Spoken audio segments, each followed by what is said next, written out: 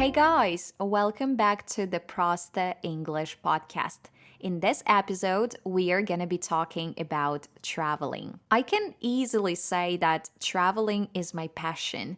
I adore exploring different countries, observing how people live all over the world, getting to know their customs and traditions, and trying local cuisine. I've already been to 36 countries, from Singapore and Malaysia to the USA and the UK.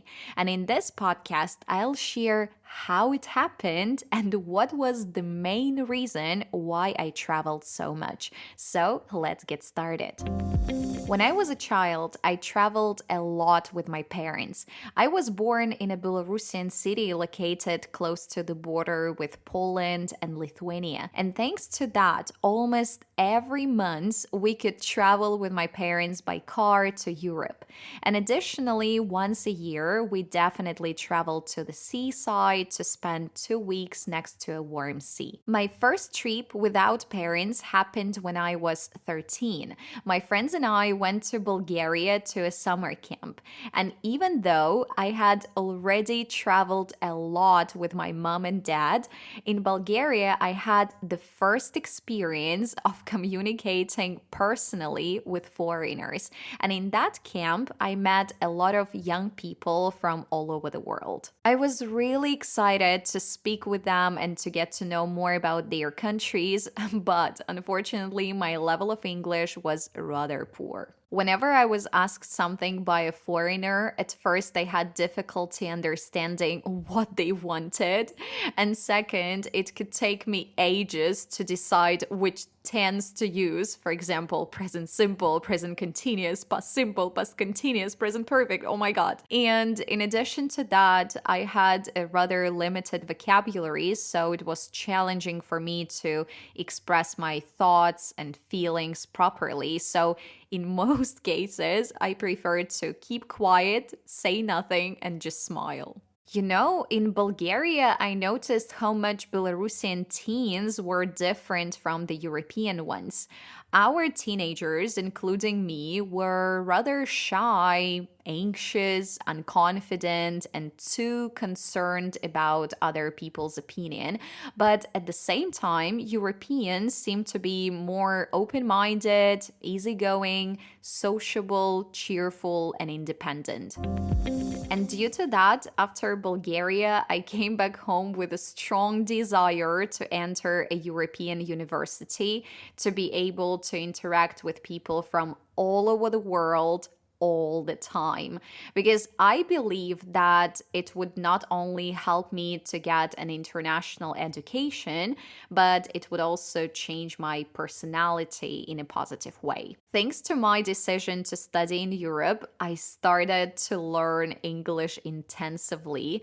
I signed up for private classes with a tutor 5 times a week, and I was going everywhere literally with English books and notebooks. And I remember that even at the ice hockey matches of my brother, he used to be an ice hockey player, I was sitting with books and completing exercises during breaks. Yeah, at that moment, I became obsessed with English, but I had a goal.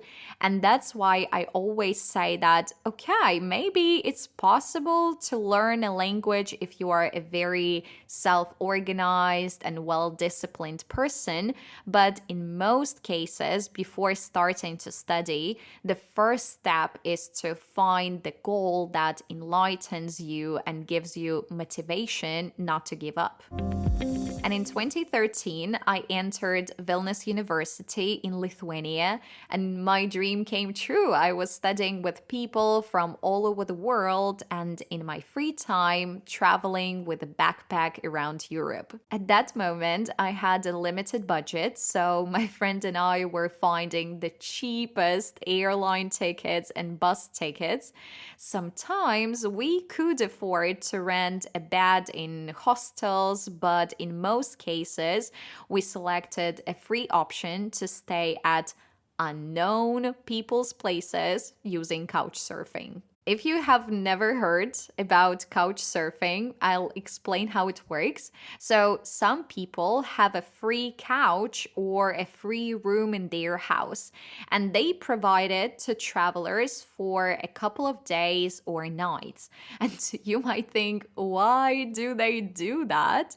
But actually, there are many reasons for that. Based on my experience, some people just love communicating with people from different countries and learning about their culture, and others are simply kind and open-hearted, and they know that many travelers don't have enough money, and in some places accommodation costs an arm and a leg. And others also use couch surfing when they travel, so whenever they are at home they host travelers to have more reviews on their page and look more reliable to be able to find their hosts faster. To be honest, we have never had any bad or dangerous stories. All our hosts were super kind, open-hearted, and friendly, and in most cases they were willing to spend time with us, show us some sights, and tell us more about the city.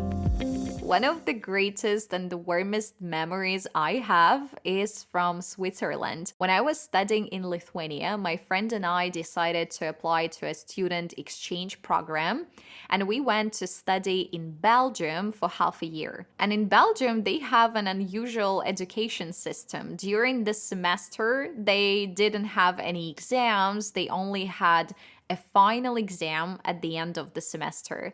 So basically, from September to December, we were doing nothing. We were just going to lectures, exploring Brussels, going to student parties, and traveling. But to prevent you from feeling jealous, I'll mention that the final exams in Belgium were super challenging and hard. Those were the hardest exams in my entire life, and I studied intensively for 2 months from early morning till late night to pass them. And in the end, out of 8 exams, I failed only 1 and I felt absolutely proud of myself. But let's get back. I wanted to tell you about traveling. So, in the middle of the semester in Belgium, we decided to go traveling with my friend, and we found the cheapest tickets to Switzerland. And I still remember that we paid 30 euros per person for both ways. And of course, we found a couch surfer because renting even a hostel in Switzerland would have been insane. Our host was a guy from Poland who had been living in Switzerland for a couple of years. And when he met us, he gave us his scooters. And all day long, we were exploring the city on those scooters, and it was fun and unusual. And then in the evening, he bought a bottle of wine for us, and many years have passed, but you know, guys, I still remember that the bottle of wine cost 30 euros, as much as our plane tickets. And at that moment, it seemed crazy to me because I couldn't afford to buy such an expensive wine.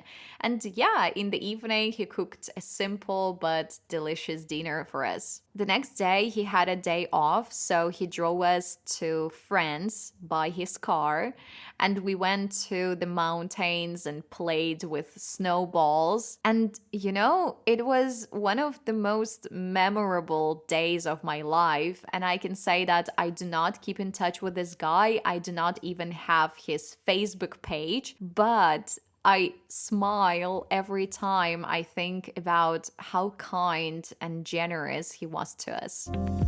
Oh, yeah, and I have recalled one more memorable story connected with couch surfing. So, one summer, I decided to take part in an international project for young people, which was conducted in Slovenia. And you remember that I didn't have much money, so instead of taking a plane, I decided to travel by bus. On the way to Slovenia, I stopped in Austria because I had never been there before and I was really excited to explore that country.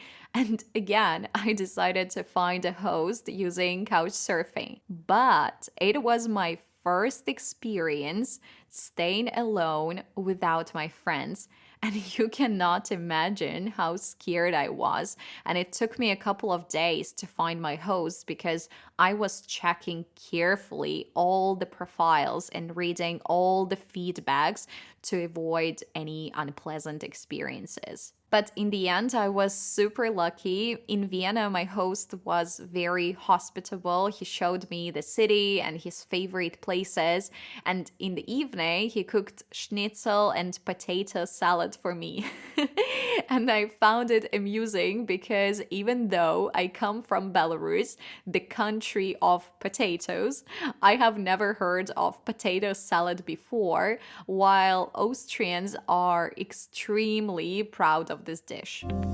The next day, I went to another Austrian city, and the guy who met me there straight away, like the first seconds, gave me the keys to his apartment, saying that he was very busy and we could meet later.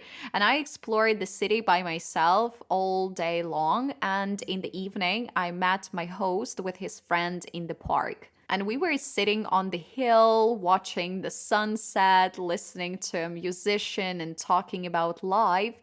And I remember that at that moment, I felt over the moon and I felt like I'm the main character from a movie. The next day, I had a bus ticket to Slovenia for the youth project, but those guys told me that they could bring me there by car. The only thing I had to do was to go with them to a church in the morning because it was Sunday. So can you imagine? We really went to a Protestant church the next morning, and I was so surprised by the fact that it was actually not a real church, but just a room in a school building. There were no candles, no priests, no icons of God, no women in long skirts or covered hats. There were just chairs for 20 people standing in a circle, and all the people who came there were young, up to 40. They were just discussing the Bible. Some people shared what they had read the last week in a Bible. They sang songs, and in the end, they shared one baguette and a glass of wine. And you can't imagine, but that was a real culture shock for me. And after going to the church, the guys brought me to Slovenia by car, and I continued my trip.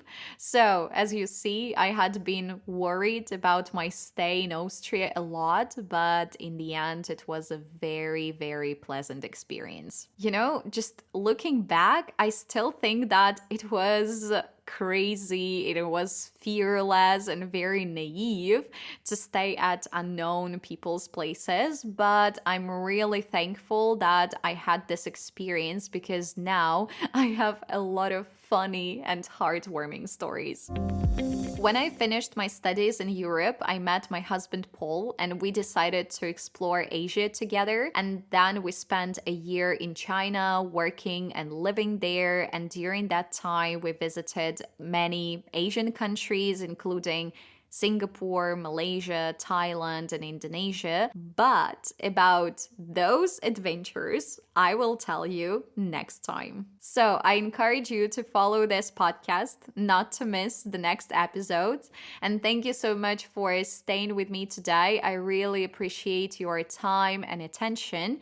And if you want to study English with me to be able to travel easily around the world, to communicate with people from all over the world, follow me on Instagram and you will find information about my courses, speaking clubs, and group classes there. Have a lovely day, guys. Keep in touch and bye-bye.